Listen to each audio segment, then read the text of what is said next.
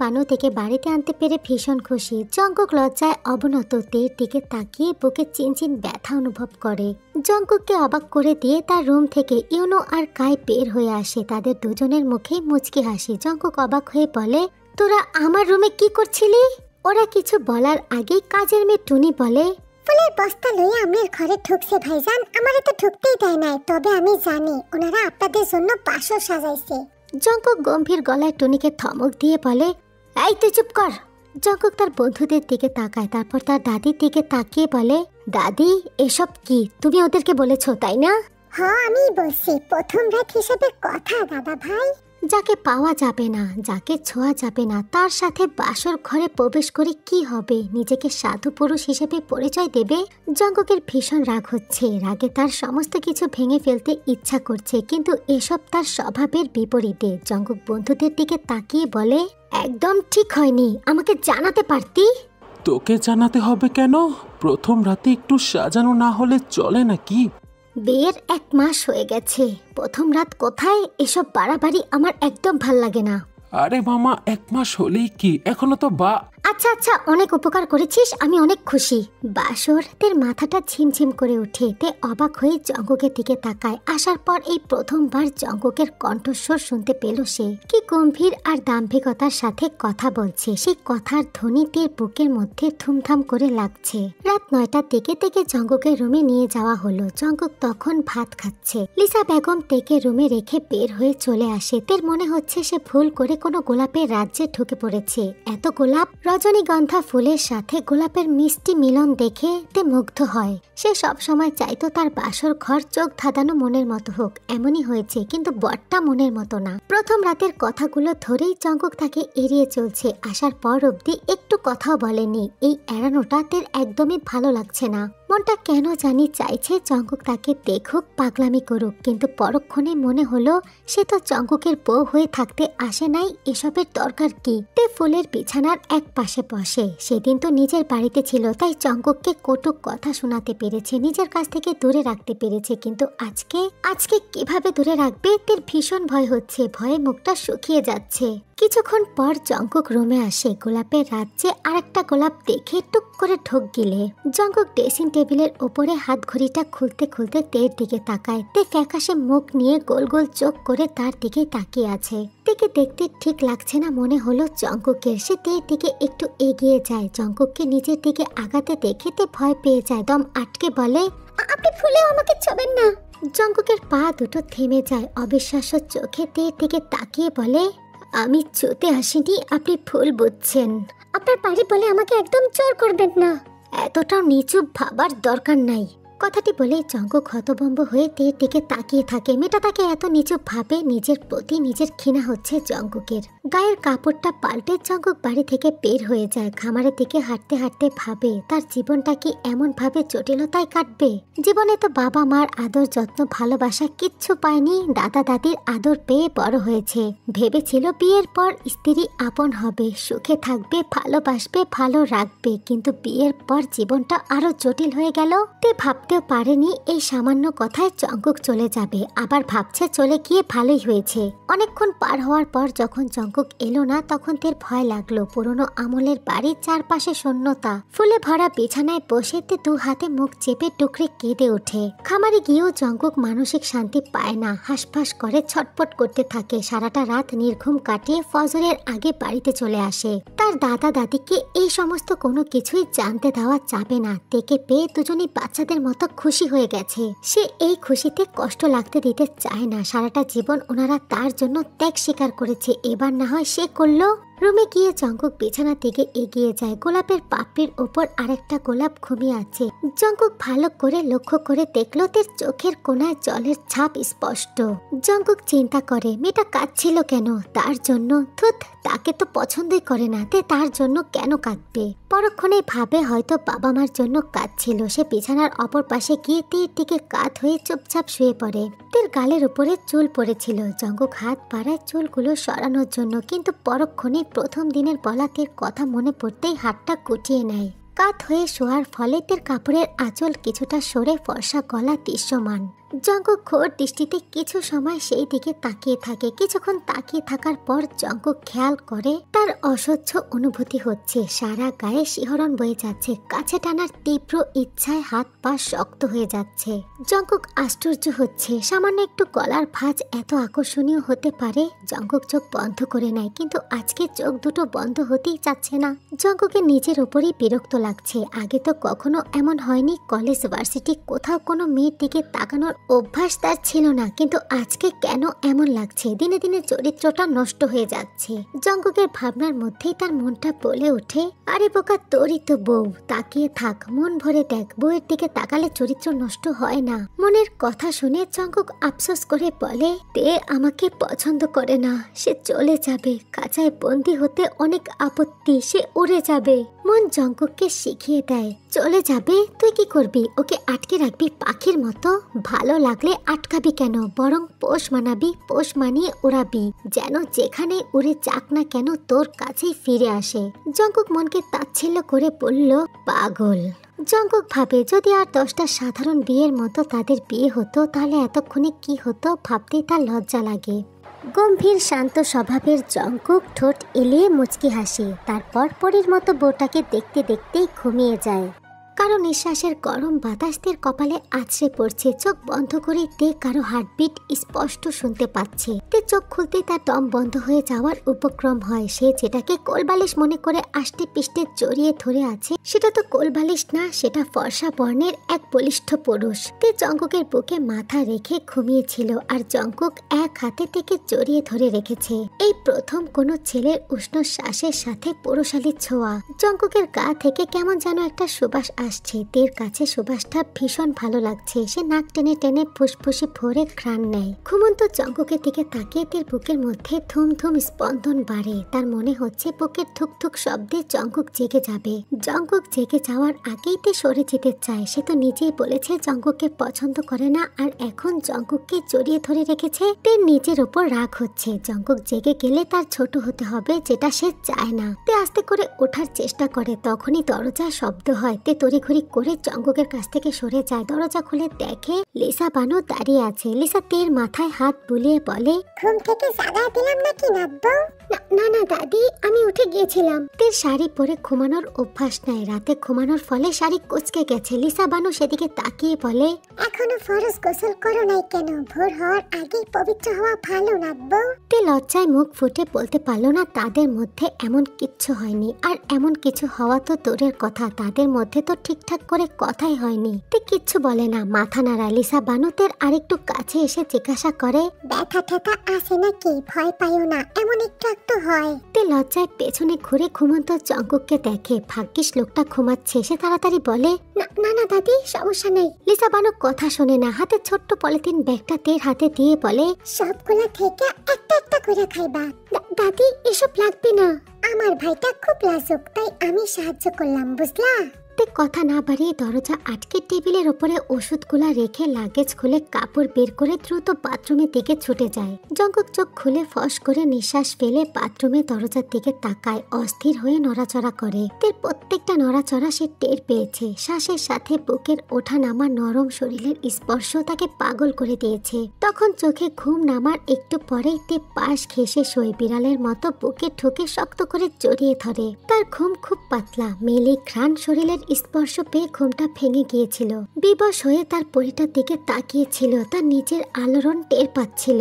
ইচ্ছা তো করছিল জীবনের সেরা ভুলটা করে ফেলতে। সে চাইলে তাকে আটকাতে পারতো না। যত যাই হোক, পুরুষের শক্তির কাছে মেয়েরা হার মানবে, কিন্তু জঙ্কুক এমন ভুল করবে না। সে শিক্ষিত, কাউকে জোর করে ভোগ করার মতো মন মানসিকতা তার নেই। তে নিজেই অপছন্দের কথা জানিয়ে আবার নিজেই কাছে এসে পুরুষ সত্তাকে জাগিয়ে দিচ্ছে। তে চোখ খোলার সঙ্গে সঙ্গে সে চোখ দুটো বন্ধ করে নেয়। দম আটকে আসছিল তার। খুব পাগলামি করতে ইচ্ছা করছিল। সবার কাছে শান্ত জঙ্কুক এই নারীর কাছে ভীষণ অশান্ত হতে চাচ্ছিল, কিন্তু তে তাকে চায় না। এই চরম সত্যের মুখে সে থমকে যায়। নিজের অনুভূতি নিজের মাঝেই রাখে। দাদির আর তের বলা কথোপকথন সে শুনেছে আর মনে মনে হেসেছে। সে চাইলেই তো তেকে লজ্জা দিতে পারত, কিন্তু সে দেয়নি। আসলে তেকে অস্বস্তিতে ফেলতে তার ইচ্ছা হয়নি। সকালে নাস্তা করে তে রুমে আসে। জঙ্কুক ততক্ষণে ফ্রেশ হয়ে এসেছে। তেকে দেখা মাত্রই জঙ্কুকের ফেস এক্সপ্রেশন সফট থেকে ডার্ক হয়ে যায়। গম্ভীর দৃষ্টি মেলে তাকায়। এই ঘরে যে জঙ্কুক ছাড়াও আরেকটা সুশ্রী মেয়ে আছে সেটা বোধহয় জঙ্কুকের চোখেই পড়ছে না। সে নিজের মতো করে নিজের কাজ করে চুপচাপ বের হয়ে যায়। তে অবাক হয়ে জঙ্কুকের যাওয়ার দিকে তাকিয়ে থাকে। বোকা পুরুষের কি এত অহংকার মানায়? তে রূপে আশেপাশে সকল ছেলেরা পাগল থাকতো, একটু কথা বলার সুযোগ খুঁজতো, আর এই বোকা পুরুষ কিনা তাকে উপেক্ষা করলো। তে বুঝতে পারছে না তার মন খারাপটা হচ্ছে কেন। সে তো এটাই চায় জঙ্কুক তার কাছ থেকে দূরে থাকুক, কিন্তু তার এমন অশান্তি লাগছে কেন? জঙ্কুক দুপুর বেলা আর বাড়ি এলো না। তেকে দেখেই তার মায়া লাগে, নিজের আপন করে নিতে ইচ্ছা হয়, কিন্তু তে তো তাকে চায় না। এই সত্যিটা জানার পর একটা পুরুষ মানুষ হয়ে বেহায়ার মতো কিভাবে আশেপাশে ঘুরবে? তাই জঙ্কুক সিদ্ধান্ত নিয়েছে যতটুকু সম্ভব তের কাছ থেকে দূরে থাকবে, হোক না একটু কষ্ট, কিন্তু সারা জীবনের জন্য তো এই কালো স্মৃতি বহন করার চেয়ে একটু দূরে থাকাই ঢের ভালো। ইউনো আর কাই জঙ্কুকের খামারে আসে। দুজনে হাসি ঠাট্টায় মজে যায়। জঙ্কুক মুচকি হাসে। ইউনোর দুষ্টুমি করে বলে, আরে বাস, একদিনে চেহারাটা চমক মারতাছে। ইউনোর কথার সাথে তাল মিলিয়ে কাই বলে, এই জঙ্কুক, তোর ঠোঁটটা ফুলে আছে কেন রে? ইউনো সন্দেহের চোখে জঙ্কুকের ঠোঁটের দিকে তাকিয়ে বলে, আরে তাই তো। জঙ্কুক ওদের কথায় আশ্চর্য হয়। ঠোঁটে হাত দিয়ে বুঝতে পারে ওরা দুষ্টুমি করছে। বন্ধুদের কথা শুনে জঙ্কুক মুচকি হাসে। তাদেরকে একটু বুঝতে দেয় না যে সে কি পরিস্থিতিতে আছে। বোকা মিয়া আর লিসা বানু নাদির এমন চলাফেরায় হতাশ। এতদিন না হয় বউ দূরে ছিল তাই খাপছাড়া ভাবে চলেছে, কিন্তু এখন তো বউ বাড়ি আছে, তারপরও সারাদিন কেন বাড়িতে আসে না? কারণটা কি? হাজার খুঁজেও তারা বের করতে পারছে না। ওনাদের সামনে মেয়েটা সারাদিন মনমরা হয়ে বসেছিল আর জঙ্কুক কিনা খামারে পড়ে থাকে। এটা কোনো কথা? রাত 10টার দিকে জঙ্কুক বাড়ি আসে। সোজা রুমে গিয়ে গোসল করে খাবার খেতে আসতেই লিসা বানু জিজ্ঞাসা করে, সে মুচকি হেসে বলে, কোনো ব্যাপার না, খামারে কেউ না দাদি। জঙ্কুক দুষ্টু হেসে বলল, মন খারাপ এখন গিয়ে পুষিয়ে দেব।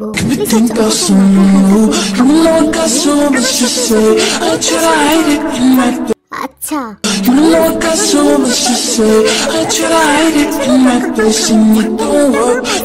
জঙ্কুক কিছু বলে না, খাবার খেয়ে রুমে চলে যায়। রুমে গিয়ে দেখে তে জানালার কাছে দাঁড়িয়ে বাইরের দিকে তাকিয়ে আছে।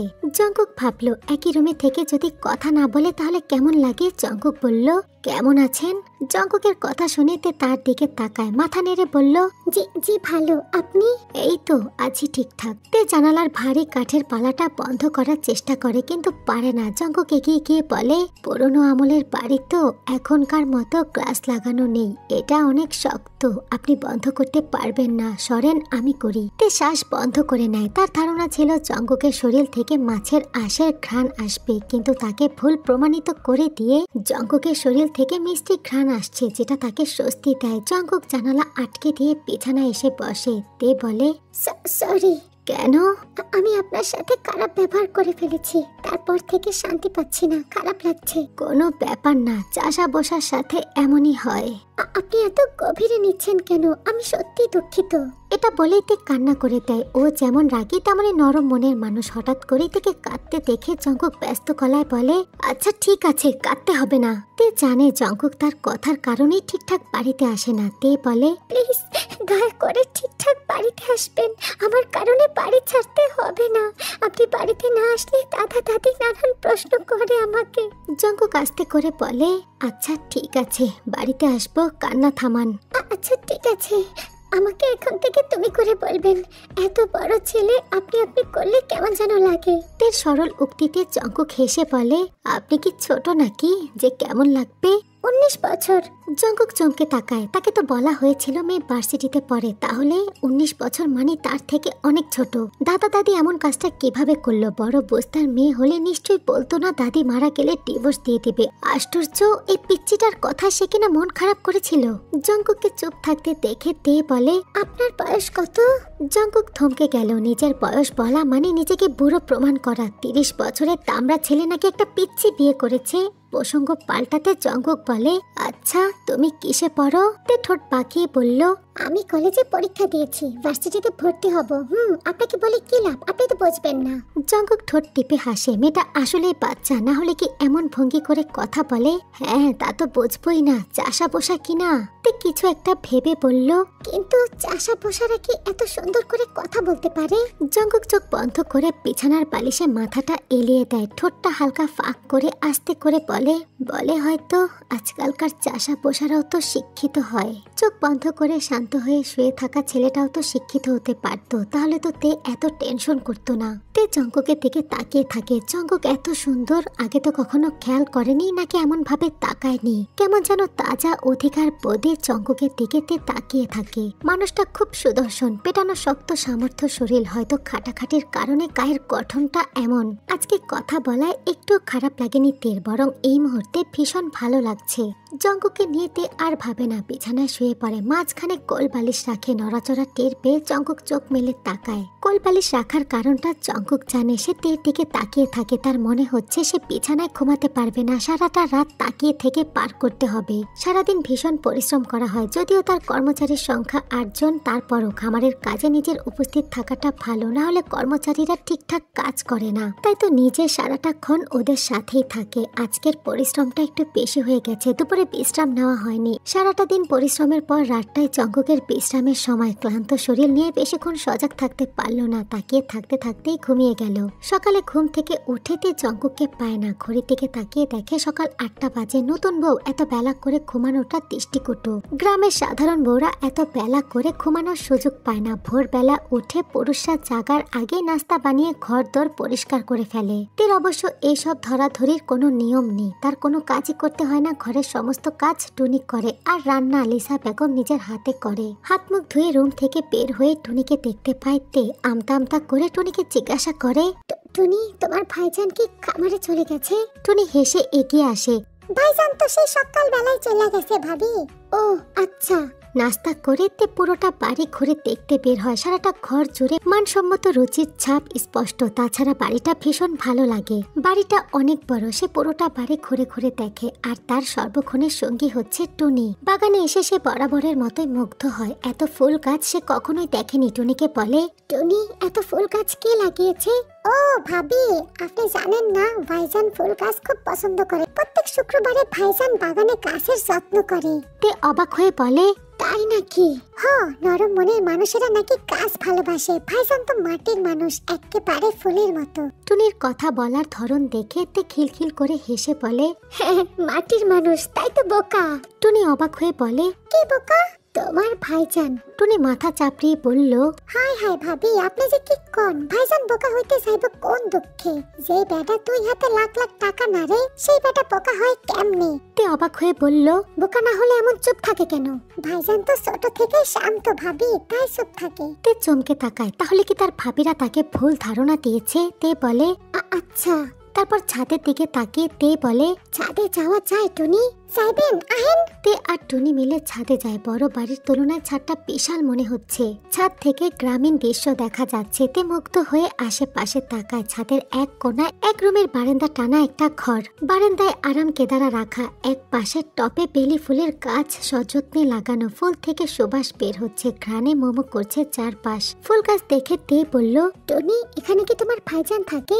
না ভাবি, কেউই তো থাকে না। তবে এই ঘরের মধ্যে বড় বড় কাঠের আলমারি রাখা আছে। এই ঘরে ঢোকা নিষেধ, ঢুকলে ভাইজান রাগ করে। কি এমন আছে যে প্রবেশ নিষেধ? তের কৌতূহল জন্মায়। সে বলে, আমি ঢুকলেও রাগ করবে? আরে না, আপনি তো বউ লাগেন, এত সুন্দর বউ লাগে তো রাগ করবো না। টুনির কথায় তে হাসে। দরজা খুলে ভেতরে প্রবেশ করে। ভেতরে ঢুকতেই তের মাথায় আকাশ ভেঙে পড়ে। সে পুরোপুরি স্পিচলেস হয়ে বড় বড় চোখ করে এদিক ওদিক তাকিয়ে থাকে। ঘরের এক কোণায় একটা খাট, আর সারাটা ঘর জুড়ে বইয়ের তাক। সেখানে হরেক রকমের বই, ছোট একটা টেবিল, টেবিলের সামনে টেবিল ল্যাম্প। তে তাকগুলোর সামনে দাঁড়িয়ে অবাক হয়ে যায়। বাংলা বইয়ের পাশাপাশি ইংরেজি নানান বই। তে অবাক হয়ে বলে, এগুলো কার? ভাইজানের। তে অবাক হয়ে বলে, উনি পড়ালেখা জানে? কি কোন ভাবি, ভাইজান কি যে সেই পড়ালেখা জানে? উনি তো বিরাট বিরাট পাস দিছে। টুনির কথা শুনে তের মাথা ঘুরিয়ে যায়। বইগুলোর দিকে তাকিয়ে বলে, কি বলো? কেন আপনি জানেন না? তে বইগুলোর দিকে তাকিয়ে বলে, উনি এগুলো পড়ে কখন? যখন সময় পায় তখনই তো বই নিয়ে বসে পড়ে। ভাইজানের মতো বই পাগল মানুষ আমি কমই দেখছি। দেখবেন কয়দিন পর এই বইগুলো আপনার সতীন মনে হইব ভাবি। তের মাথা ঘোরায়। সে টুনিকে বলে, টুনি নিচে চলো, আমার খারাপ লাগছে। তে রুমে এসে বিছানায় চুপচাপ শুয়ে থাকে। জঙ্কুক এত শিক্ষিত, এত বই পড়ুয়া, সে কিভাবে বোকা হয়? টুনির কথা মতো হয়তো সে কম কথা বলে, শান্ত প্রকৃতির। তার বাড়ির একজনও তো তাকে জঙ্কুক সম্পর্কে কিচ্ছু বলেনি যে জঙ্কুক এত শিক্ষিত। সেও তো জানতে চায়নি। মাছের চাষ করে খামার আছে শুনেই আন্দাজ করে নিয়েছে জঙ্কুক মূর্খ। ভুল, তার সব ধারণাই ভুল। এই ভুল ধারণার উপর ভিত্তি করে সে কিনা লোকটাকে যা নয় তা বলে অপমান করলো। তে কেঁদে ফেলে। মুখে হাত চেপে কাঁদতে কাঁদতে চোখ মুখ ফুলিয়ে একাকার করে ফেলে। তারপর সারাটা দিন তে রুমেই শুয়ে থাকলো। লিসা বানু কয়েকবার এসে ডেকে গেছে, কিন্তু সে অসুস্থতার বাহানা দিয়ে রুম থেকে বাহিরে যায়নি। রাতে জঙ্কুক বাড়ি ফিরতে লিসা বানু তের অসুস্থতার কথা তাকে জানায়। জঙ্কুক জলদি রুমে যায়। কান্নার কারণে ফর্সা তের গাল আর চোখ লাল বর্ণ ধারণ করেছে। জঙ্কুক বিছানার কাছে গিয়ে দাঁড়ায়। চিন্তিত চোখে তের দিকেই তাকিয়ে থাকে। সকালে তো ভালোই দেখে গেল, এখন হঠাৎ কি হলো? হাঁটার শব্দ পেয়ে তে চোখ খুলে তাকায়। জঙ্কুককে দেখে জঙ্কুকের দিকে তাকিয়ে থাকে। জঙ্কুক তের রক্তবর্ণ চোখের দিকে তাকিয়ে আলতো করে কপালে হাত রেখে বলে, কি হয়েছে তোমার? তের আবারও কান্না পেল। জঙ্কুককে করা অপমানের কথাগুলো বুকের সূচের মতো বিচ্ছে তার। সে বলতে পারল না সেই কথা। নিচু সুরে বলল, কিছু না। জঙ্কুক তের মাথায় হাত বুলিয়ে বলল, স্বামী না হয় নাই ভাবলে, বন্ধু তো ভাবা যেতেই পারে। বন্ধু হিসেবে বলো। তে ভাবছে সে আগে কেন লক্ষ্য করলো না জঙ্কুকের কথা যথেষ্ট মার্জিত গোছানো, আর সে কিনা এই মানুষটাকে বোকা ভেবেছে। সে বলল, আমার খারাপ লাগছে। কোথায়? বুকে খুব অশান্তি হচ্ছে। কেন? জানি না। জঙ্কুক এক দৃষ্টিতে তাকিয়ে থাকে তের দিকে। বাচ্চা তার বাচ্চা ব্যবহার প্রকাশ করছে। তে বলল, আপনি কতটুকু পড়ালেখা করেছেন? তের কথা শুনে জঙ্কুকের চোখের দৃষ্টি পাল্টায়। কপাল কুঁচকে বলে, সেটা জানার কি দরকার? তুমি তো আর আমার সাথে থাকবে না যে তোমার এসব জানা প্রয়োজন। আপনার সম্পর্কে আমাকে কেউ কিছু বলেনি, তাই আমি জিজ্ঞাসা করছি। থাকা থাকি পরের ব্যাপার। আচ্ছা, আমি মাস্টার্স কমপ্লিট করেছি। তে গোল গোল চোখে জঙ্কুকের দিকে তাকিয়ে থাকে। মুখে বিস্ময়ের চিহ্ন খুব সহজেই ফুটে উঠেছে। সে সরল গলায় বলল, আমি জানতাম না। আমি সেদিন এসব বলার পরও কেন বলেননি?